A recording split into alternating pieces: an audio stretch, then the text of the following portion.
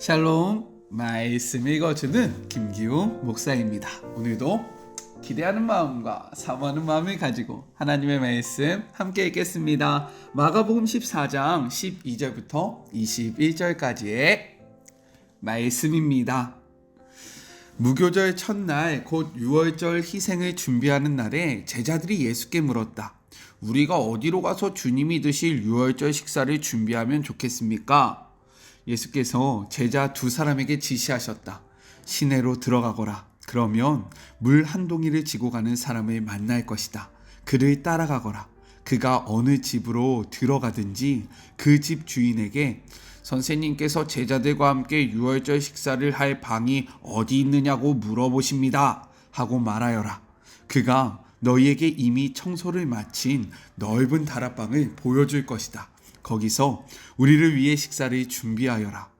제자들이 떠나 시내에 가보니 모든 것이 예수께서 말씀하신 그대로였다. 그들은 유월절 식사를 준비했다. 해가 진 후에 예수께서 12 제자를 데리고 오셨다. 그들이 식탁에 앉아 저녁을 먹고 있는데 예수께서 말씀하셨다. 괴롭지만 너희에게 중요한 말을 해야겠다. 지금 나와 함께 먹고 있는 너희 가운데 한 사람이 음모를 꾸미는 세력에게 나를 넘겨줄 것이다. 그들이 소스라치게 놀라서 한 사람씩 돌아가며 묻기 시작했다. 저는 아니겠지요? 예수께서 말씀하셨다. 12명 가운데 한 사람, 곧 나와 같은 그릇에서 함께 먹는 사람이 그다. 인자가 배반당하는 것이 성경에 기록되어 있으니 이것이 전혀 뜻밖의 일은 아니다. 그러나 인자를 배반하여 넘겨줄 그 사람은 이 일을 하느니 차라리 태어나지 않았으면 좋았을 것이다. 이것은 하나님의 말씀입니다. 오늘은 사순절 34번째 되는 날입니다. 우리 끝까지 말씀과 동행하며 사순절 승리합시다. 화이팅! 예수님과 제자들의 마지막 식탁 교제가 이루어집니다. 일반적 유월절 만찬보다 하루 앞선 만찬이에요. 제자들이요, 유월절 만찬을 어디서 준비해야 할지를 묻고요, 예수님의 말씀대로 쫓아간 제자들이 만찬을 준비합니다. 거기서 예수님은 제자들 중 하나가 자신을 넘길 것이다 라는 예언의 말씀을 하세요.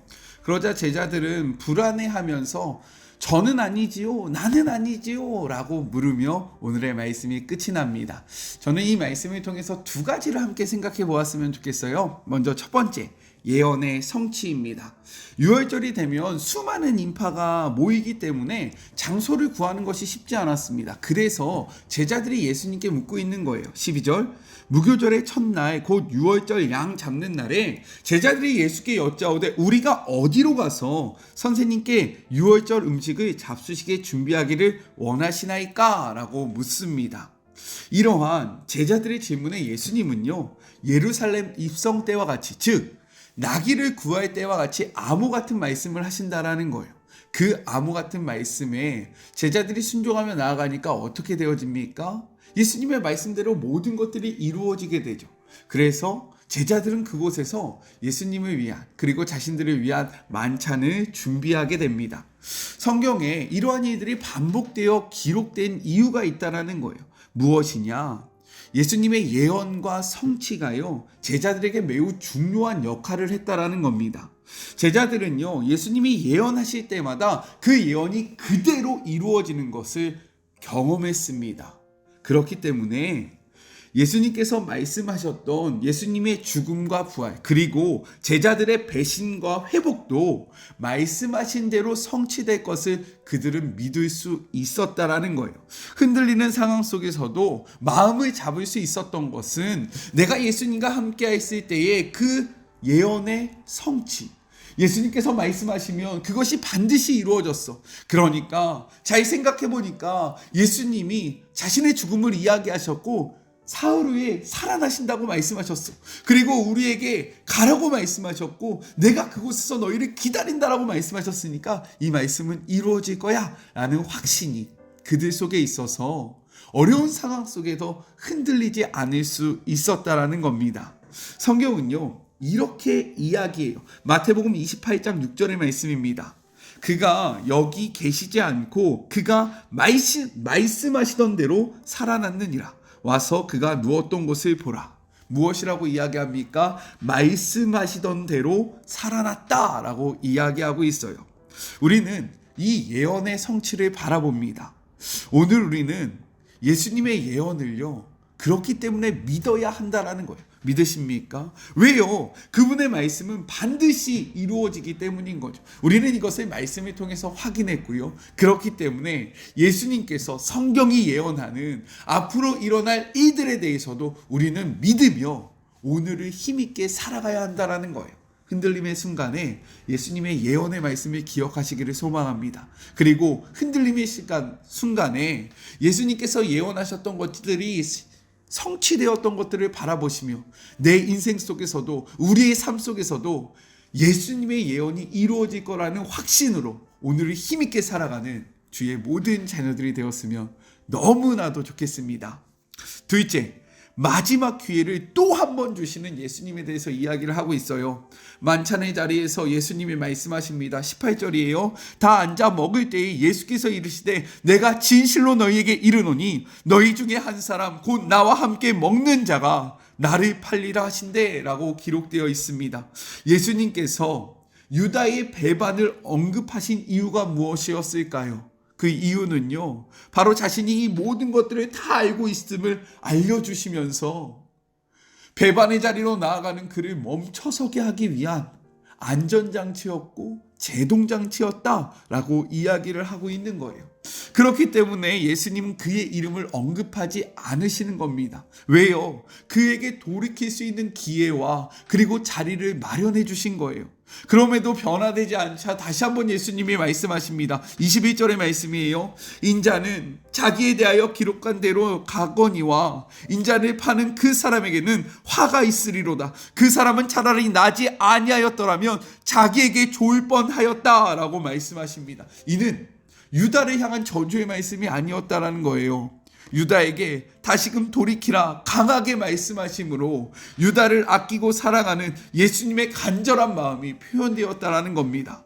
성경은요, 이렇게 이야기하고 있어요. 이사야 42장 3절의 말씀. 상한 갈대를 꺾지 아니하며 꺼져가는 등불을 끄지 아니하고 진실로 정의를 행하실 것이며, 이것이 바로 우리를 향한 예수님의 마음이라는 거예요. 예수님은 우리가 꺾여 있더런지 아니면 꺼져가든지 상관없이 우리를 다시금 살리시기를 원하시고 우리가 회복되기를 소망하신다는 겁니다. 그렇기 때문에 때로는 심판의 회초리를 드는 거예요. 정신 안 차릴 거야, 기웅아? 너 정말로 그렇게 나갈 거야? 너 이렇게 해도 되는 거야? 이 말이 무엇입니까? 그 자리에서 돌이키라 라고 이야기하고 계시는 겁니다. 하나님의 말씀이 아프게 다가올 때가 있어요. 하나님의 말씀이 우리를 때릴 때가 있습니다. 그때 우리가 해야 할 것은 무엇입니까? 고집 부리고 계속해서 버티면서 내가 생각한 대로 나아가는 것이 아니라 예수님의 그 간절한 부르짖음에 우리의 삶을 돌아보며 죄악된 길에서 돌이키는 삶의 모습이 우리의 삶 속에 있어야 한다는 겁니다. 예수님은 또다시 우리에게 기회를 주세요. 기웅아, 돌아와라.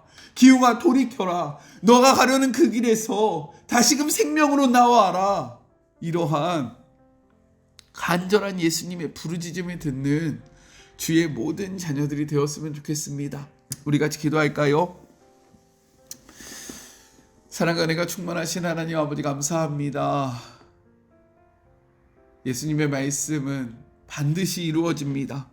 예수님은 이러한 예언과 성취를 제자들에게 반복해서 보여주심으로 그의 말씀이 온전히 이루어질 것을 그들로 하여금 믿게 하였습니다. 주님, 오늘 우리도 그 말씀을 믿기를 소망합니다. 예수님의 말씀은 반드시 이루어질 것입니다. 이것을 믿으며 오늘을 힘있게 살아가는 주의 자녀들이 되게 하여 주시옵소서. 때로는 하나님의 말씀이 아프게 느껴질 때가 있습니다. 우리의 그러한 죄를 후벼 파실 때가 있습니다. 그때에 우리가 해야 할 건 무엇입니까? 고집 부리고 계속해서 버티는 것이 아니라 자복하고 회개하며 나아가는 것입니다. 하나님의 말씀 앞에 돌이키는 우리 모두가 되기를 소망하오니 주님 붙잡아 주시고 역사하여 주시옵소서. 이제 돌아오는 주일은 고난주간입니다. 예수님의 고난을 바라보는 한 주간, 하나님, 우리가 세상에 즐거움을 쫓아 나아가는 것이 아니라 말씀과 함께함으로 우리를 위하여 죽으시고 우리를 위하여 살아나신 예수님과의 행복한 여정을 함께 걷기를 소망하오니 그 고난의 길 예수님 혼자 걷게 하지 않게 하여 주시옵소서. 주님께서 붙잡아 주시고 주님께서 인도하여 주실 것을 믿으며 거룩하신 예수 그리스도의 이름으로 간절히 기도드립니다. 아멘. 네, 기도 부탁이 있습니다. 내일 24일 주일 저녁 7시에 제가 하임 워십이라는 곳에 가서 이제 설교를 합니다. 장소가요, 서울 충신교회, 자막으로 써드리겠습니다. 서울 강남구 광평로 31길 40에서 진행을 하는데요. 함께 예배할 수 있는 분들은 같이 예배하면 너무나도 좋을 것 같고요. 현장에 오시지 못하는 분들에게는 유튜브 링크를 제가 올려드리도록 하겠습니다. 함께 예배했으면 좋겠고, 또 제가 말씀을 선포할 때에 생명의 말씀이 선포되어지고 또 꼭 필요한 자들이 그 말씀을 들을 수 있게 해달라고 같이 기도해 주시면 너무나도 감사하겠습니다. 저는요, 삶의 자리가 시작되는 월요일날 또 만나도록 할게요. 특별히 월요일부터 고난주간이 시작됩니다. 우리의 만족과 유익을 향하여 나아가는 것이 아니라 우리의 사명의 자리로 나아가는 주의 모든 자녀들이 되었으면 좋겠어요. 사랑하고 주님의 이름으로 축복하면서 오늘 하루도 힘내세요. 우리 월요일날 만나요. 안녕. 오늘도 수고하셨습니다. 네, 내일 말씀 집회 위해서도 기도해 주세요.